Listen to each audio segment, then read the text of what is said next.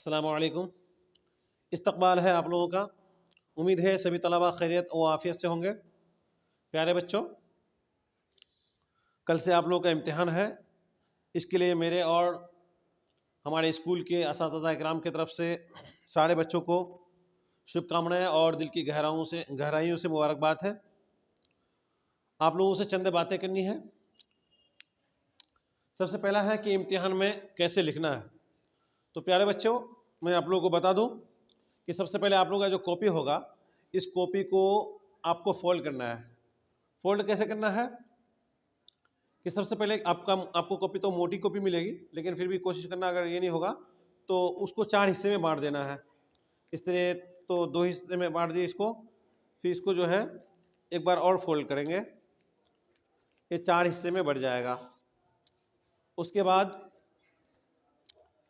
आपका नाम, आपका फ़ोटो वगैरह तो आपका आंसर शीट में रहेगा ही। आपको सिर्फ रजिस्ट्रेशन नंबर और रोल नंबर लिखना है। रजिस्ट्रेशन नंबर और रोल नंबर सही से आप भरेंगे, ठीक है, उसमें गलती नहीं करेंगे। अगर उसमें गलती कर देंगे तो आपका रिजल्ट जो है वो ख़राब हो जाएगा, ठीक है। तो सबसे पहले आप क्या करेंगे, रोल नंबर भरेंगे और रोल कोड भरेंगे। उसके बाद जो है, अगर आपका उर्दू सब्जेक्ट रहेगा तो आप जो है उस दिन कॉपी को पलट देंगे बिल्कुल बाएं तरफ से, उसको दाएं तरफ से बोलेंगे, दाएं तरफ से लिखना शुरू करेंगे। अब लिखना जो शुरू करेंगे तो बहुत बच्चे जो है इस कंफ्यूजन में रहते हैं कि पहले कौन सा क्वेश्चन लिखें। तो प्यारे बच्चों, सबसे पहले आप वही क्वेश्चन लिखेंगे जो आपको सबसे बेहतर याद होगा। आपको लगेगा कि ये आंसर जो है हम आसानी से लिख देंगे, इसमें ज़रा सा भी गलती नहीं होगा, तो सबसे पहले आपको उसी क्वेश्चन को लिखना है। उसी तरह आप जब ऑब्जेक्टिव भरेंगे तो उससे पहले जो है 15 मिनट आपको टाइम लगेगा क्वेश्चन पढ़ने में। तो पहले आप क्वेश्चन को पढ़ के समझ लेंगे, ठीक है, क्योंकि आपको तो बहुत ऑफर दिया गया है कि 50% जो है आपका ऑब्जेक्टिव है। तो ऑब्जेक्टिव में 50% में आपको 100% दिया है, यानी जिस बच्चे का ऑब्जेक्टिव 50 है तो उसमें 100 ऑप्शन दिया है। तो आपके लिए बहुत सुनहरा मौका है, क्योंकि ये मौका दोबारा नहीं मिलेगा। तो आपको पहले निशानदेही करना है कि आपको पढ़ना है 15 मिनट में कि कौन सा ऑब्जेक्टिव आपका बेहतर है, ठीक है। उसको पहले निशानदेही कर लेना है। उसके बाद उसको आराम से भरना है, हड़बड़ा के नहीं भरना है, आराम से भरना है, ठीक है।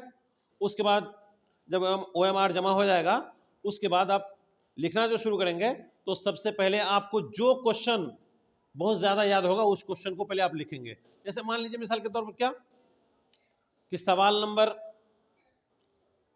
वहाँ ग्रुप होगा आपका, group A, group B, group C, इस तरह रहेगा, ठीक है। तो पहले आप ग्रुप ए का अगर ए करेंगे तो ग्रुप ए तो आपका ऑब्जेक्टिव का ही रहेगा, ग्रुप बी से शुरू होगा। तो आपको ग्रुप बी करके जवाब नंबर 1 लिखना है। तो जवाब नंबर आप कहाँ लिखेंगे, जैसे मान लीजिए मिसाल के तौर पर आपका ये जो पहला हिस्सा जो है, राइट साइड वाला जो हिस्सा है, इस साइड को जो फोल्ड किए हैं, तो यहाँ आपको जवाब लिखना है। उसके बाद ये जो 3 हिस्सा है ना, ये 3 हिस्से में आपको उसका जवाब लिखना है। जवाब नंबर यहाँ लिखना है, सिर्फ आपको लिखना है।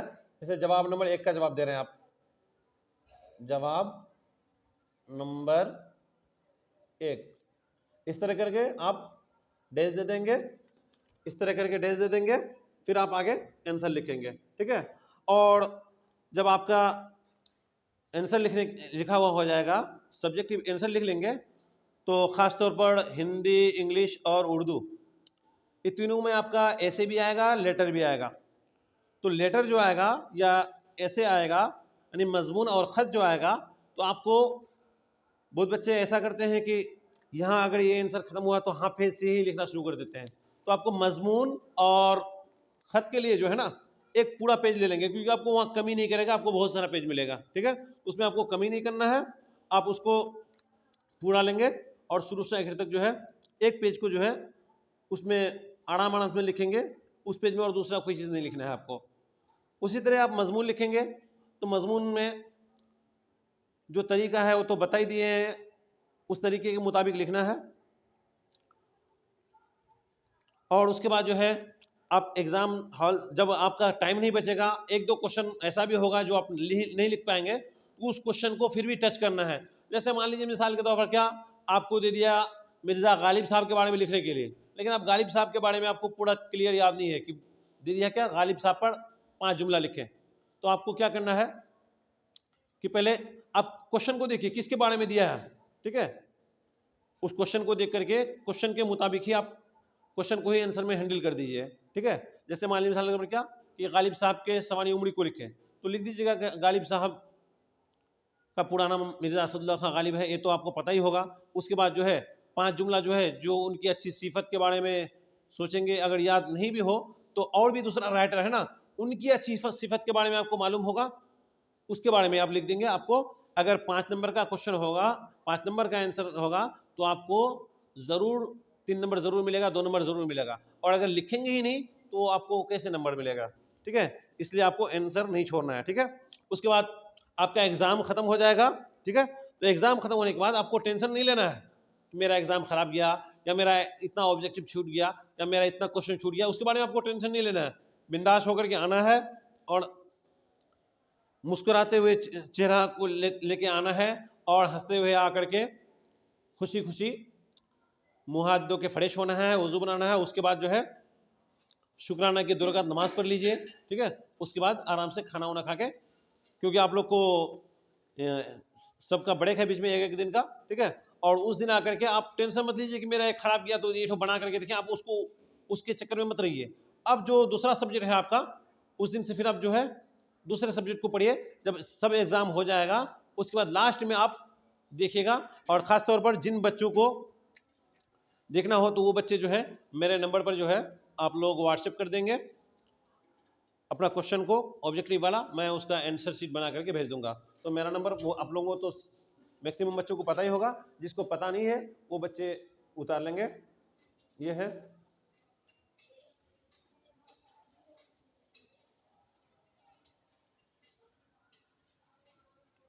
नंबर है 8102645050, ठीक है। इसको उतार लीजिएगा, और आंसर शीट के लिए आपको, क्योंकि रिजल्ट तो आपका 3 महीने बाद देगा, अगर आपको ये हो तो आप संपर्क कर सकते हैं।